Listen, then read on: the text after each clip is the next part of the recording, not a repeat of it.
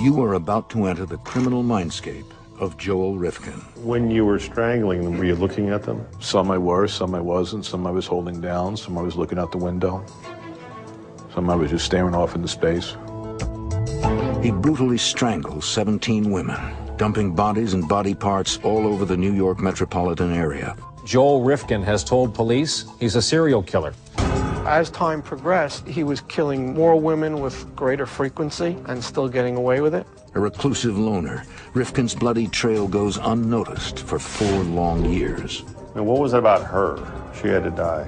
There were nights later on where I'd be with 2 other girls and then a 3rd girl, and she'd be the one I would kill.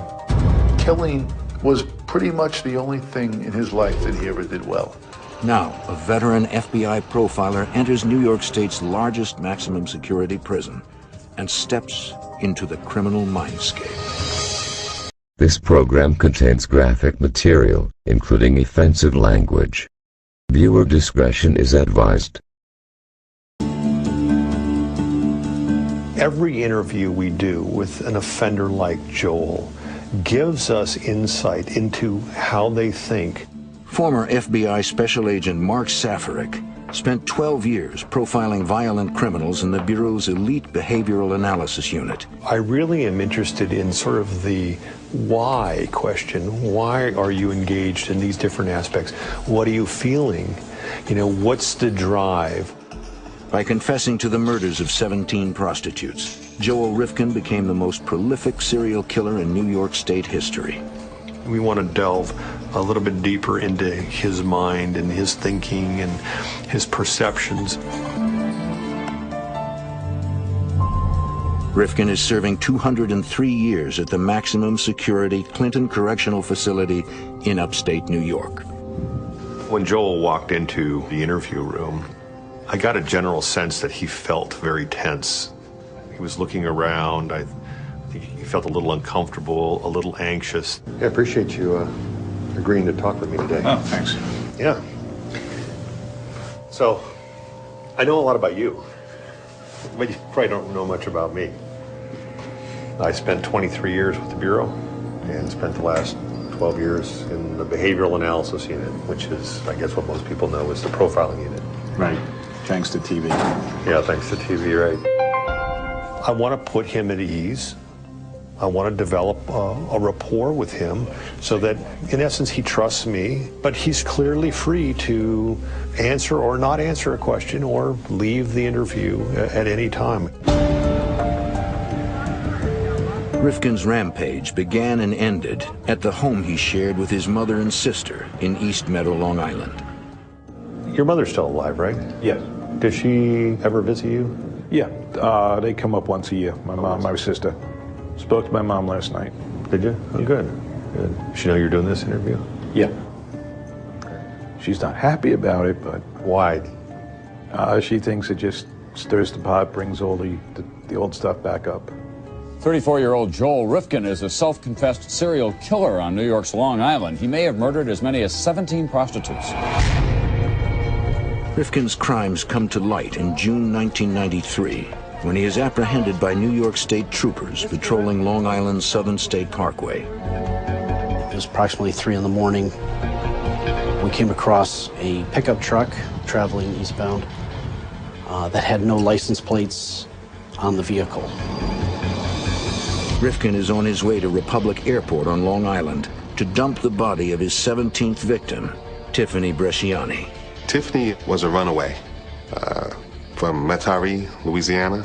There's a lot of girls that come to the big city and get lost and get caught up in the underbelly of it, and she was one of those. She ended up surviving by being a prostitute. He picked her up in the East Village, and they drove down to what used to be the New York Post parking lot, and he had trouble performing with her, which agitated him, obviously, and he began strangling her. Rifkin drives back to Long Island with Tiffany's corpse and puts her in the family garage. It was so unusual for his sister or his mother to go anywhere near that garage, because the garage was very much like his room. It was all filled with his junk. 3 hot summer days pass before he gets around to disposing of the body. Okay, so Joel, Bresciani, last murderer, she's decomposing. You've got her in the back of your truck. And where are you going? I had intended to go out east and accidentally ended up exiting towards the city and drove past the trooper car. And then the Christmas tree lit up. And he just opted to, to take flight and hope for the best. I can't even imagine, knowing his personality, that there probably wasn't even much more of a thought process than that. It was just sheer panic. We reached speeds of up to 90 miles an hour. At one point, he put the truck up on two wheels, so the driver's side of the vehicle was actually lifted off the ground. And I thought he was going to roll it over, and it was going to be, over right there. Eventually, I crashed into a utility pole, which happened to be rotten on the bottom, and it spiraled over the truck. We came running up to the vehicle, and he just put his hands up like this. And then basically it was like, okay, you're going, okay, what am I going to do now? Well, no, I got out of the car and, basically knelt down and got handcuffed. He said his name was Joel Rifkin, and we were trying to get the vehicle information, and that's when we kind of noticed the strong odor coming from the vehicle. I had my window down, and I'd say within a half a mile of the scene, I could smell the odor of a dead body. Troopers discover Bresciani's decomposed corpse in the back of Rifkin's truck. He is arrested and taken to state police barracks in Farmingdale. The team of investigators interviewing him is struck by Rifkin's calm demeanor. It came to a point where he asked, well, have you ever done this before? Was it 100? Was it 80? Was it 90? Working down the line until he finally said 17. And that's put us all back in our seats, 17. I will write it down for you. It might be easier for me to write it down if you give me some paper and some maps. For the next few hours, Rifkin details all 17 homicides for investigators. It was almost unbelievable. Very factual, off the top of his head, with no hesitation. He wrote down that list and made his notes and sat there just like he was studying or writing memoir. Police obtain a search warrant for Rifkin's mother's house. They search his bedroom and discover scores of items that he collected from his victims. When he was alone and he felt the need to relive these experiences, he would take these items and they would remind him of the crime, and he would relive that sexual pleasure. Driver's licenses, jewelry, earrings, AIDS medication. There was just a trove of evidence which directly linked him to so many murders. And a lot of these murders the police were not even aware of. When you were strangling them, what were you doing while you were strangling? Were you looking at them? Some I were, some I wasn't. Some I was holding down, some I was looking out the window. Some I was just staring off into space. Joel is a psychopath, which I think allows him to be successful at being a serial killer. That is, he doesn't have any empathy for his victims. He doesn't feel any remorse. And so it allows him to take these women, to kill them, and then simply really go on about his life without having, any change in his behavior. When you looked in their faces, what did you see?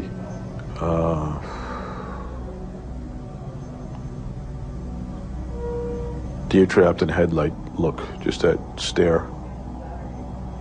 Did you like that look?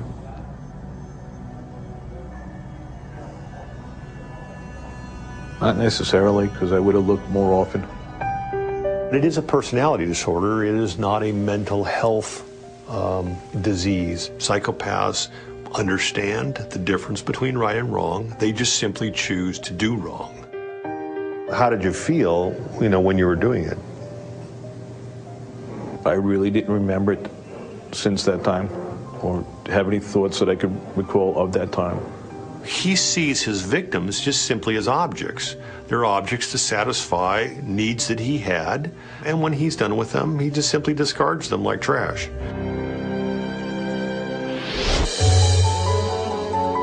Before turning to serial murder, Joel Rifkin led a very ordinary life. I think people want to see all serial killers as sort of the Charlie Mansons or the Richard Ramirez's, you know, those guys who sort of really look like they're on the fringe. But, you know, oftentimes they're not. They're guys who look very much like you and I. In 1959, Joel is adopted by an upper-middle-class Long Island couple. From a very young age, Joel tried to measure up to his father in some ways, but just, you know, perpetually fell short. And that was a great source of disappointment for him. Young Joel also doesn't fit in with other children, afflicted by severe dyslexia and a lack of athletic skill and coordination. He becomes the constant target of bullies. I just happened to bring out the bully in people. And because you think that they saw you as a target, an easy target? Yeah, yeah. How did you cope with this, as you described, this sort of incessant taunting? I just, you know, absorbed it in one day at a time type of thing. I developed certain avoidance habits. I always got someplace either just at time or slightly late, because if you hung around in front of the school, that's when you had your problems. I used to stay late after school. Everybody was home, better time to walk home. Did you find yourself withdrawing into yourself? Yeah, I did a lot of things by myself. He would spend hours upon hours in his room. He would collect fossils and he would collect rocks and he would categorize them. In his solitude, Joel conjures a world of fantasy that soon turns sinister. At a relatively young age, you know, probably 11 or 12, he started developing intense sexual fantasies of women being dominated, women being abused. Joel also described what he called gladiatorial fantasies, where women were fighting over him and he was the prize. When do you think you actually consciously recognized that you enjoyed having these violent fantasies or thoughts? You described this gladiator scenario of girl fights girl to the death, is that right? Yeah, it went to that point at times. Or I mean, am I mischaracterizing that? Or no, there were times it went to death, there were times it went to submission. Right. Did it involve sex? No. As a teen, you know about sex, but it's like one of those, yeah, it exists, but what is it? So it was hard to plug that in. When Joel hit adolescence, I think things probably got even worse because he developed an interest in girls who obviously had no interest in him. After high school, Joel plans to study journalism, but he is ashamed to go away to college a virgin. He drives into New York City to pick up a prostitute. That's a very unusual event, to go out, strike out on your own to go see a prostitute when you're 17, 18 years old. Rather than having had a sexual encounter with a girl that you know. But Joel didn't see it that way. You remember your first woman you were ever with? Yeah. You do?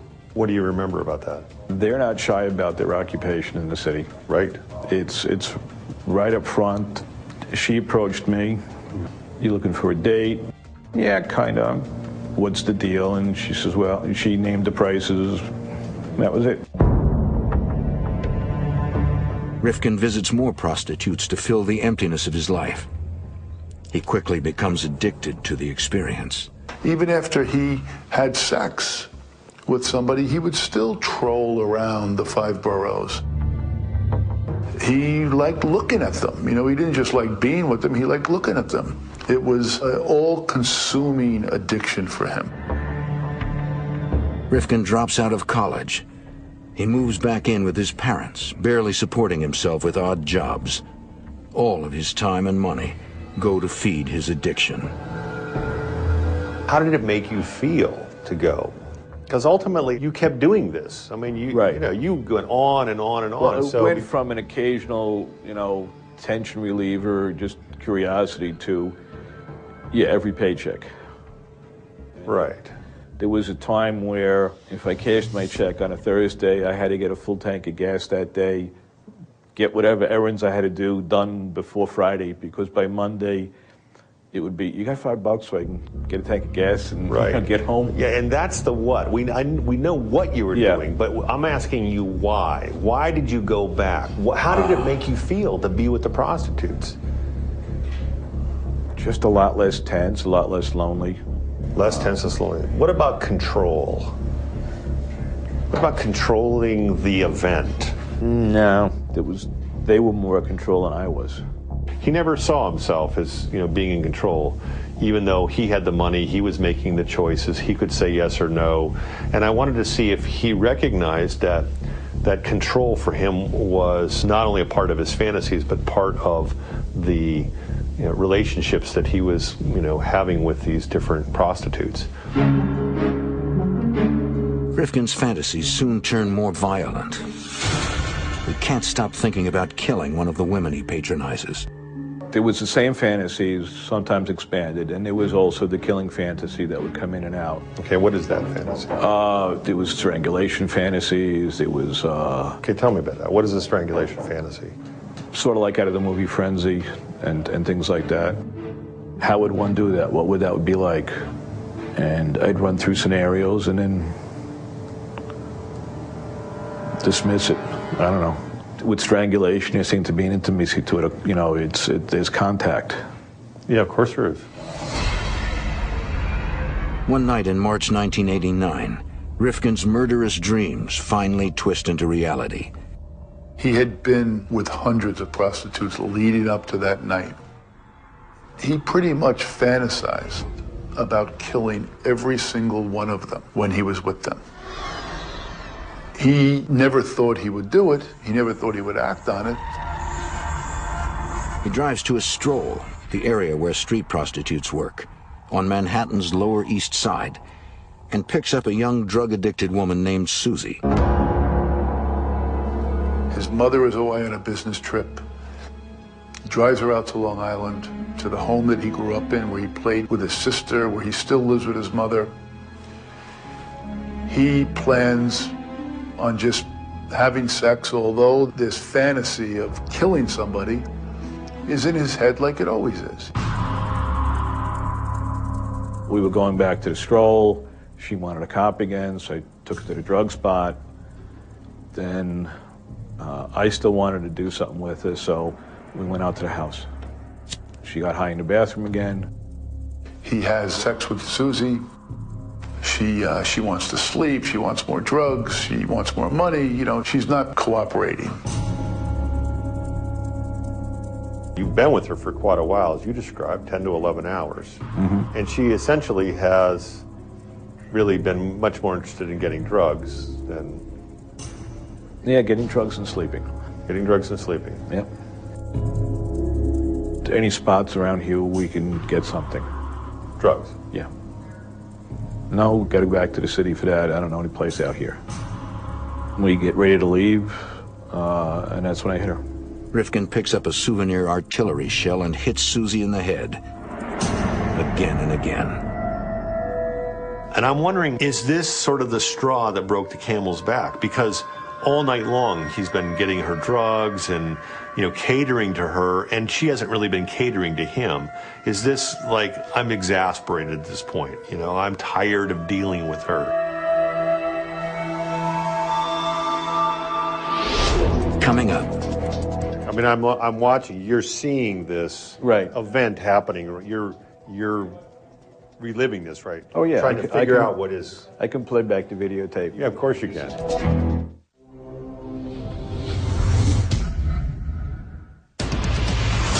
After living a secretive life, consumed by violent sexual fantasies, Joel Rifkin finally steps into the abyss. At age 30, he brings a young prostitute back to his family home and brutally murders her. The first homicide for him is really important. There's a reason that he consciously decided this particular prostitute has to die and not the one that I was with the day before. It's kind of a rageful event, to grab an artillery shell and hit somebody in the head. Yeah. I don't think there was any just decisive trigger point. It just... Well, that's what I'm wondering. Is it a culmination of the whole night of just this constant, get me drugs, and other words, I don't know, are your needs being met through this whole night? Or are you just sort of the gopher? Well, I've been, was the gopher, to use that word, other nights. After bludgeoning Susie with the metal shell, Rifkin finally acts out his strangulation fantasy. One arm was around her head. The other arm was underneath the arm. So chin, neck area. Oh, so you were smothering her with your forearm? Yeah. After putting up a fierce battle for her life, Susie finally expires. Joel panics. He's convinced that the cops are going to come charging through the door. He's checking the windows, he's checking the blinds, but eventually he calms himself down, goes to sleep for a few hours. How did you feel after you were done killing her? What was that feeling like? When I woke up, I was like, did it or did it not happen? I remember going down in the basement, realizing, okay, we did do something, and I remember poking her to see if she was, wake up. Did you sleep well? Yeah. Did you normally sleep well? Yeah. Fell out for about 6 hours. First homicide? Yep. Then what happened to her? You woke up, you went down. Thought for several hours how to get her out of the house. The next morning, he proceeds to dismember the body and put different parts of the body in plastic bags. What did you do with her? Her I cut up with the idea of small packages, easy to hide, easy to make go away, easy to take out with the trash. What made you decide to do that, or to take that route? It's messy. It takes a lot of time. Just what I had said, if it, make everything as small as possible, make it all disappear. That was the overwhelming thought I had. He takes the bags containing Susie's remains and scatters them in both New York and New Jersey. He goes to extraordinary lengths in his first homicide to make sure that this victim isn't found. But even if she had been found, it's very unlikely there's any way that she would have ever been linked back to Joel. Almost immediately, Joel returns to seeing prostitutes. He vows to himself to not kill again. But each time, he relives in his mind the act of killing Susie. Each time, he feels the urge to kill. Once Joel committed his first murder, it can be described that he, in essence, hatched. And this killer was, suddenly he went from being a frequenter of prostitutes to an out-and-out killer. So then there's this extended period of time. What's going on in that 18 months? Are you fantasizing? Did you think back on Susie? Well, that was, yeah, that whole night we just keep repeating. Some nights it was terrifying, other nights. This program contains graphic material, including offensive language. Viewer discretion is advised. It was pleasant, it was exhilarating. There were moments of terror, it ran its course. Why would it be terrifying? Oh, I was still in denial that I even did it at times. You're seeing this happening. Well, I'm trying to also that and remember then what came after as far as... Right. I mean, I'm watching, you're seeing this event happening. You're reliving this, right? Oh, yeah. Trying to figure out what is... I can play back the videotape. Yeah, of course you can. This is almost 20 years later. Yeah. But yeah, I have no doubt you can play it back. Yep.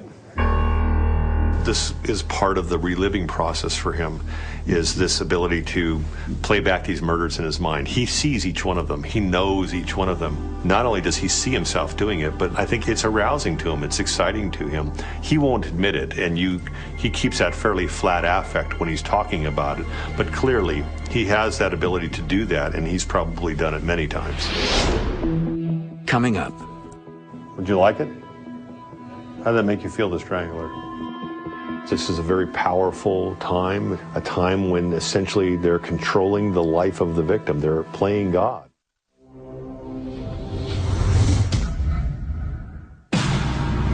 After strangling a young prostitute to death, budding serial killer Joel Rifkin spends months reliving the grisly events before killing again. Maybe Joel just hadn't reached a point where the compulsion to kill again had reached a zenith where he needed to act out. Sometimes it's years and sometimes it's weeks. But for him, it was 18 months. In late 1990, Joel picks up Julie Blackbird under the Manhattan Bridge. His mother is again out of town, so they drive back to East Meadow, and Julie spends the night. Yeah, she slept some of that time, took a shower some of that time, watched TV. Kind of like a relationship. Well, just hanging out, killing time. Yeah, like friends. Yeah. If you didn't know who you were listening to and what the outcome was, you would believe that they were a couple, on a date. Before driving her back to the city, Joel agrees to go to an ATM machine and withdraw some extra money for Julie. We were leaving, and I hit her from behind once, and then strangled her. Why'd you hit her? Probably to stun her. No, but why? Why did you motivating? Why? Yeah, I'm not asking, why did you hit? I know you hit her so that you could incapacitate her. I mean, that's clear. I'm asking you the why. What was the reason that you hit her? That just completely escapes him. I mean, what did she do?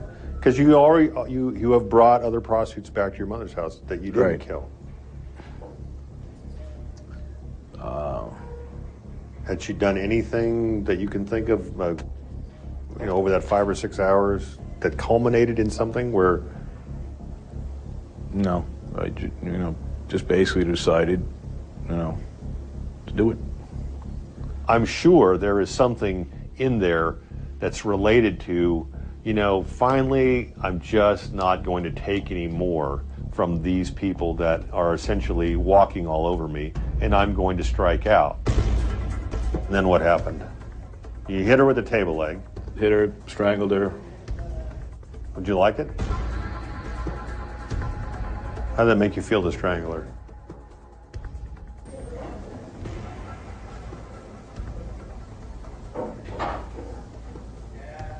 I wasn't really aware of liking it. It was more of, I wanted it done, I wanted it over with. And that point had passed, and I was still strangling her.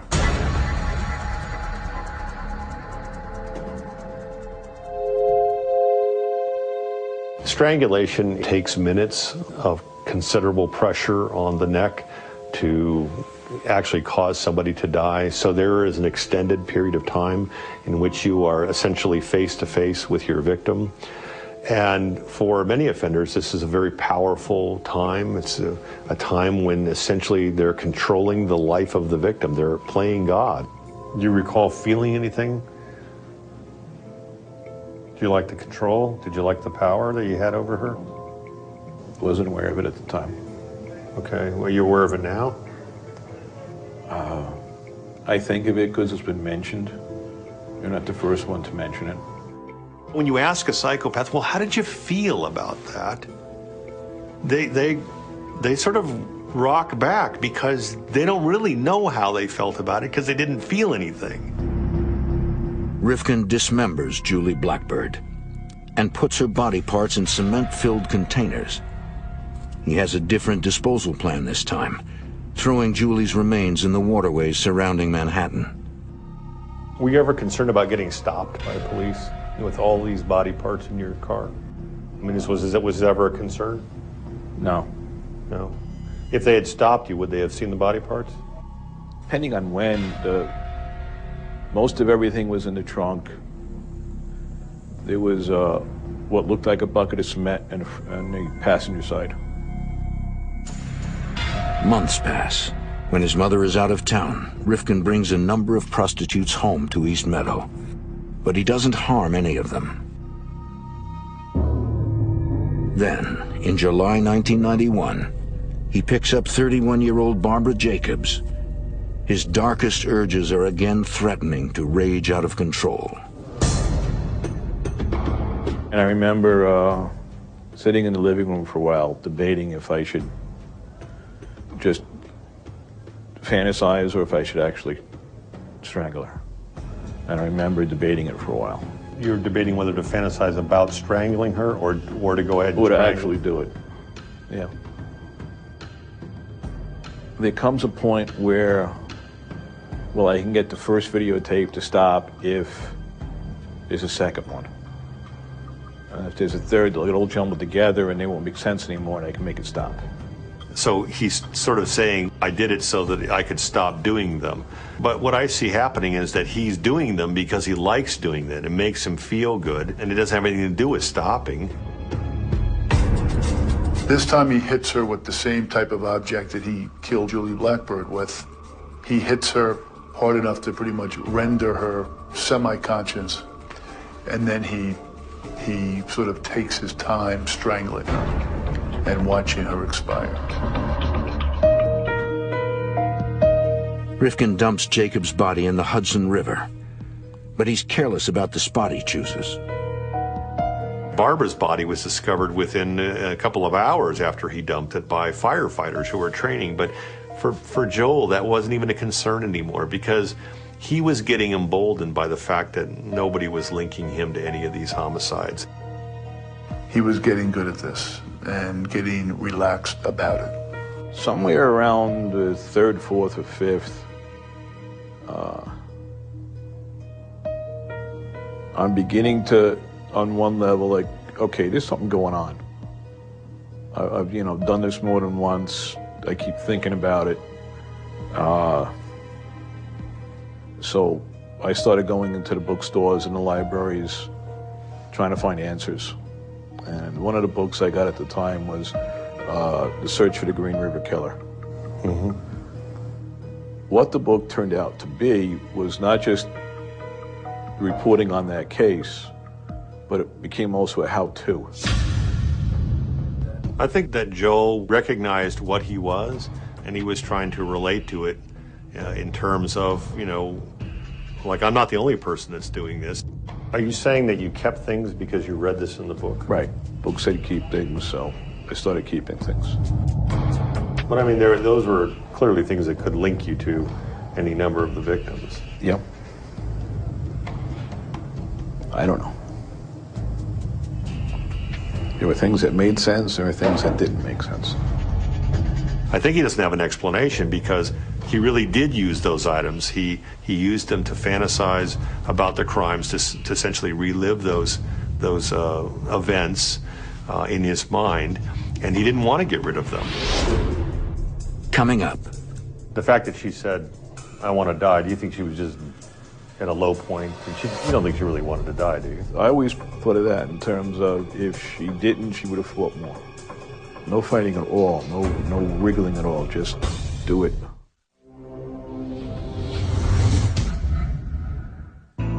After claiming his first 3 victims without raising the slightest suspicion, serial killer Joel Rifkin becomes bolder and more lethal.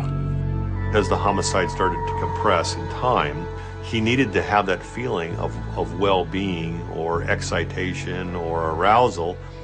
He needed that more.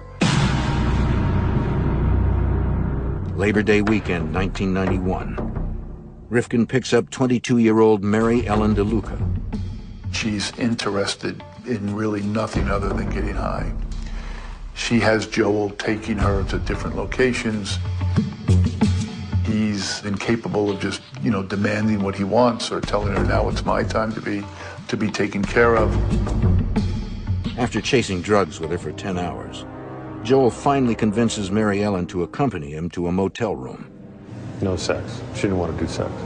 No. When she finally agreed, it was on very limited her terms type of thing. And how'd that make you feel? I went with it. Then she started crying and carrying on.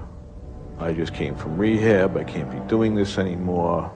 My life is crap. I wish I was dead. My boyfriend's going to break up with me. I just grabbed her and from the front and strangled her. And the weird thing with her is she put out the least resistance of anybody. Why do you think that is? I think she was just at a very, very low point in her life. She was maybe suicidal in what she was saying. She just had it. Why did you kill her? She was probably out of frustration. I was hearing echoes of how my month and week had just gone, you know.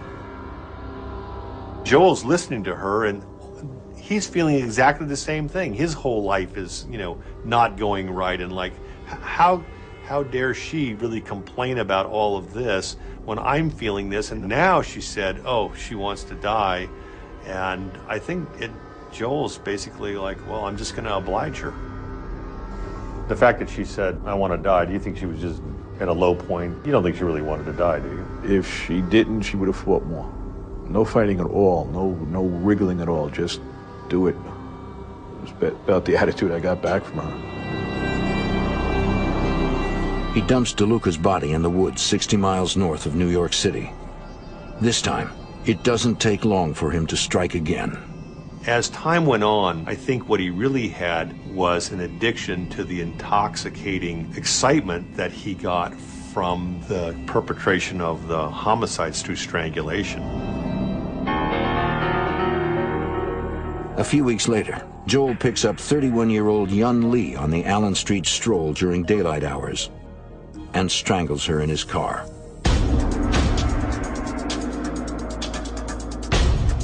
The intervals between the murders was decreasing, so that the more he did, the more he enjoyed it. And I think that the more he got away with it, he saw how easy it was for him to do this, and therefore there was no reason for him to wait. By the winter of 1991, the pace of Rifkin's killing accelerates dramatically. Over the next 16 months, he claims 11 more victims. It was like a runaway train. You know, he just couldn't stop at this point.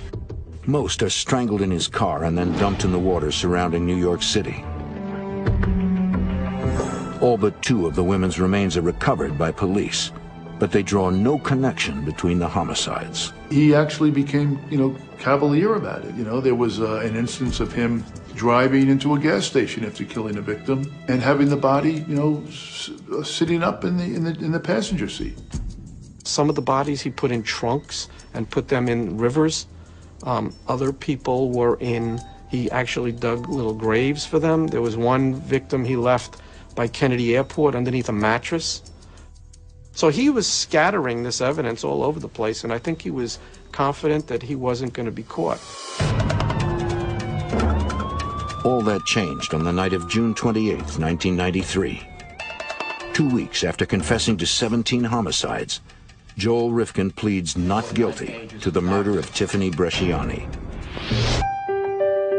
In the spring of 1994, Joel Rifkin goes on trial for the murder of Tiffany Bresciani, his final victim. He pleads not guilty by reason of insanity. We had to really litigate the deaths of all 17 young women to show the jury that this was not the workings of somebody who didn't know what they were doing or didn't realize it was wrong, but instead the workings of a mind that was very calculating, very intentional. He knew very well that it was wrong, and he took extraordinary steps to prevent himself from being caught. The jury needs just 2.5 hours to reach a verdict. As to count 1, murder in the second degree, what is your verdict? Guilty. The evidence of his guilt was extraordinarily strong with the dead body in the back of his car. And the insanity defense was so poor and weak that I never expected a jury to give it much consideration other than, a few minutes to decide that there's nothing there. Rifkin is given the maximum sentence of 25 years to life. And if you hadn't been caught that night on the expressway, if you had been able to dump Bresciani's body, we wouldn't be talking about 17. We would be talking about 23 or 28. I don't think he would have stopped. Do you? I had a plan to. Well, you had a plan to after number 1. Yeah, but now I was taking physical steps. Whether the plan would have actually worked. What were the physical steps? Well, I was about to see a realtor down south, western tail end of Virginia. Okay. A little part just on the West Virginia. Doing a Unabomber, getting a cabin out in the woods and just surviving. Now if you have $100, it's got to be survival money. You can't go play at the truck stops, because if you do, you don't eat for a week. No, but you would have just driven into, one of the towns, the big cities in Southwest Virginia. My guess is that when you would have found the stroll, you would have needed it. That's where you were operating. You would have had to do it. You could have been living in a cabin, but you wouldn't have stayed in the cabin. I mean, do you really think you would have? Well, that's again one of the lies you tell yourself. I think he is acknowledging that that need still exists. It is a compulsion. It's a need-driven behavior that he feels that he has to have. He felt it for 17 times. If he hadn't been caught, he would have continued. He would have just continued until he was caught. Over the next 19 months, Rifkin pleads guilty to the murders of 7 more women. I want you to know that I am sorry for what I have done to you and your daughters. What I have done can never be forgiven, but I ask you to believe me when I tell you that I will never understand the part of me that caused me to do these terrible things to your children. He is sentenced to a total of 203 years in prison. Mr. Rifkin, in case there is such a thing as reincarnation, I want to be sure that you spend your second life in prison also. Today, Rifkin is housed in a special unit of the prison for high-risk and high-profile inmates. He claims to feel more at home in prison than he ever did in the free world. It has nothing to do with celebrity, because there's plenty of other high-profile people in that facility as well. But because there's so many sexual offenders, nobody looks at him as if he's particularly deviant. You've been incarcerated many years. How you doing? What's going on day to day here? Do my programs like everybody else. Right now I'm in a tailor shop. The day has a rhythm and you just go with it. Do you get hassled here at all? No, not really. A few guys, can you sign this for me? Can you draw something for me? That would be a greater stress, I think, in population. There's this belief that anything serial killer related is worth something. Did you ever see any of those women that you killed as individuals? More so now, yeah. How? Okay, Bresciani, I think, was 22. So, at 38, would she still be hitting the pipe, or would she have family now? I mean, what are the odds of her taking a career life, a family life, getting out of the street thing she was in? Right, but does that matter to you? At times it does, yeah. When it comes to those people, I think intellectually he knows he did wrong. He knows he should feel bad. But as far as having feelings that most of us would take for granted, he's devoid of them. He doesn't really see them as people, as having feelings or emotions or being related to other people as mothers, sisters. He doesn't get that, and I don't think he'll never get that. It's just in his nature as being, I think, a psychopath, that will never be a piece that he understands. This program contains graphic material, including offensive language. Viewer discretion is advised.